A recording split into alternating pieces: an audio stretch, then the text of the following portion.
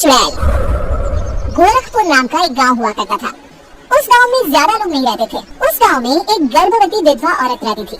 उस औरत का नाम कमला था। कमला अपने घर में अकेली रहती थी। उसके पति की सारी जायदाद उसके नाम हो गई थी, पर सभी गांव वाले उस औरत को मनहूस औरत समझा करते थे और सभी उससे नफरत किया करते थे। एक बार कमला राशन की दुकान पर खाने का सामान खरीदने जाती है।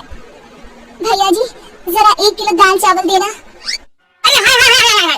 अरे मनहूस औरत, मेरी दुकान में अपशगुन करवाने आ गई क्या? है? चल जा यहाँ से। मैं कुछ नहीं देने वाला तुझे। भाग भाग यहाँ से, चल जा निकल। भैया जी, ऐसा मत कहिए, मैं गर्भवती हूँ, मुझे खाने की बहुत जरूरत है, मुझे खाना दे दीजिए। दुकानदार कमला को वहाँ से धक्के मारकर भगा देता है। तभी कमला रोते रोते उस गांव के किन्नरों के इलाके में आ जाती है। गांव वाले किन्नरों को उसी इलाके में रखा करते थे, क्योंकि वो लोग किन्नरों को पसंद नहीं करते थे और उनके इलाके में रहने से मना करते थे। तो किन्नरों ने उसी गांव में अपना एक इलाका बना लिया था। जब किन्नर लोग देखते हैं कि एक गर्भवती महिला रोते रोते उनके इलाके में आ गई है, तो सारे किन्नर कमला के पास जाकर उसका हाल पूछने लगते हैं। क्या हुआ बहन, तुम्हारी गर्भवती अवस्था में इतनी बुरी हालत कैसे? तुम रो क्यों रही हो? तुम डरो मत, हम तुम्हें कोई नुकसान नहीं पहुंचाएंगे। तुम शांत होकर सब बताओ कि हुआ क्या है। मैं कमला हूँ, मैं गांव के दूसरे इलाके से आई हूँ। 2 महीने पहले ही मेरे पति की मौत हुई है। मुझे गांव के लोग मनहूस मानते हैं, क्योंकि मैं विधवा हूँ और गर्भवती भी। वहाँ के लोग मुझे खाने के लिए कुछ बेचने के लिए भी तैयार नहीं, जिससे मेरा गुजारा नहीं हो रहा था। कोई बात नहीं कमला, हम तुम्हारा ख्याल रखेंगे। किन्नर लोग कमला को एक खाली घर में रहने के लिए जगह दे देते हैं और उसकी देखभाल भी करते हैं। कुछ ही महीने बाद कमला अपने बच्चे को जन्म देती है, पर अफसोस, कमला बच्चे को जन्म देते ही अपनी जान गंवा देती है। जब सब किन्नर बच्चे को देखते हैं तो बहुत खुश हो जाते हैं, क्योंकि वो बच्चा भी किन्नर ही था। कमला ने एक किन्नर बच्चे को जन्म दिया था। अब इस बच्चे की देखभाल कौन करेगा?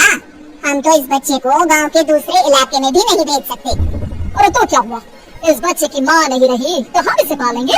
अब ये हमारे इलाके में रहेगा, हमारे साथ रहेगा। फिर वो किन्नर उस किन्नर बच्चे को गोद ले लेते हैं, उसका नामकरण कराते हैं। उस किन्नर बच्चे का नाम शक्ति रखा जाता है। देखते ही देखते शक्ति बड़ी होने लगती है। उसके रंग रूप बहुत सुंदर थे। वो बहुत सुंदर किन्नर दिखती है। एक दिन शक्ति एक किन्नर से पूछती है, माँ जी सुनिए ना, ये गांव के दूसरे इलाके में भी तो लोग रहते हैं, तो हम वहाँ क्यों नहीं जाते? हम उनसे अलग क्यों रहते हैं? शक्ति, क्योंकि वो लोग हमारे जैसे नहीं, वो लोग हमें पसंद नहीं करते, इसीलिए हम उनसे अलग रहते हैं। क्यों? वो हमें क्यों पसंद नहीं करते? मुझे एक बार उस इलाके में जाना है, मैं एक बार वहाँ जाकर घूम कर आऊँ। शक्ति, खबरदार, जो तू उस इलाके में कभी भी गई तो अपनी जान नहीं गंवाना चाहती तो उस इलाके में कभी कदम भी नहीं रखेगी, समझी? इतना कहकर वो किन्नर वहाँ से चली जाती है। शक्ति उस किन्नर की बात सुनकर बहुत रोती है। माँ जी, ऐसा कैसे कह सकती है? उन्होंने इतनी सी बात के लिए मुझे इतना डांटा। अब तो मैं उस इलाके में जरूर जाऊंगी। फिर एक दिन शक्ति गांव के दूसरे इलाके में चुपके से जाती है। ये लोग तो हमारे जैसे ही इंसान हैं, तो ये हमसे नफरत क्यों करते हैं? जब शक्ति उस इलाके में पहुंचती है तो गांव के सारे आदमी उसके रूप से मोहित हो जाते हैं। वो लोग ये अंदाजा नहीं लगा पाते कि वो किन्नर है। शक्ति की सुंदरता देखकर सारे गांव वाले उसकी तारीफ करने लगते हैं। तभी गांव का चक्कर लगाने गांव के जमींदार का बेटा हर्ष वहां पहुंचता है। हर्ष भी दिखने में बहुत सुंदर होता है। जब हर्ष ने शक्ति को देखा तो वो भी उससे मोहित हो गया, और जब शक्ति की नजर हर्ष पर पड़ी तो वो हर्ष को देखकर मोहित हो गई। आपको पहले कभी इस गांव में देखा नहीं। इस गांव में आप नए हैं क्या? जी नहीं, वो मैं बस। तभी शक्ति बोलते बोलते रुक जाती है और मन में सोचने लगती है, अगर मैंने इनको बता दिया कि मैं दूसरे इलाके से आई हूँ तो वो समझ जाएंगे कि मैं किन्नर हूँ, इसलिए मुझे इनसे झूठ ही बोलना पड़ेगा। शक्ति हर्ष को कहती है, जी हाँ, मैं इस गांव में नहीं आई हूँ, यहाँ अकेली रहती हूँ। वैसे आप कौन है? आप भी इसी गांव में रहते हैं? जी हाँ, मैं इस गांव के जमींदार का बेटा हूँ। आपको किसी भी चीज की जरूरत पड़े तो आप मुझे बता देना, मुझे अच्छा लगेगा। ऐसे ही शक्ति और हर्ष एक दूसरे से रोज मिलने लगते। वो दोनों अपने प्यार का इजहार करने एक दूसरे से मिलने जाते हैं। तभी शक्ति का पीछा करते करते एक किन्नर वहाँ आ जाती है। शक्ति, मैं तुमसे बहुत प्यार करता हूँ, मैं तुमसे शादी करना चाहता हूँ। क्या तुम मुझसे शादी करोगी?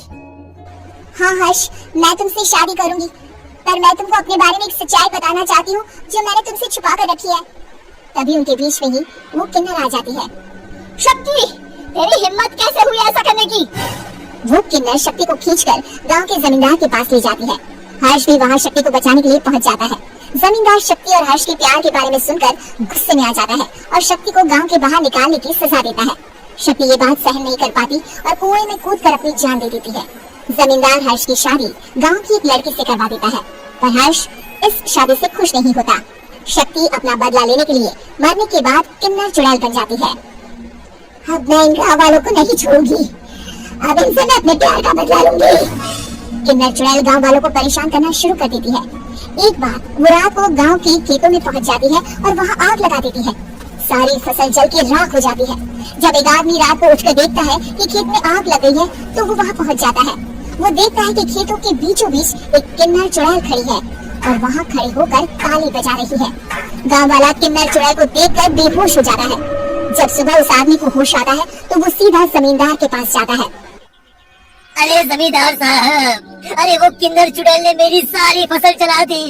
अब मैं क्या करूँगा, क्या होगा मेरा? जमींदार चुड़ैल किन्नर का नाम सुनते ही सब कुछ समझ जाता है। अब वो बहुत डर जाता है। उसी रात को जब जमींदार डर के मारे अपने कमरे में सो नहीं पाता, तभी वहाँ अचानक से किन्नर चुड़ैल आ जाती है। किन्नर चुड़ैल जोर जोर से जमींदार के आगे खड़ी होकर हंसने लगती है और ताली बजाने लगती है।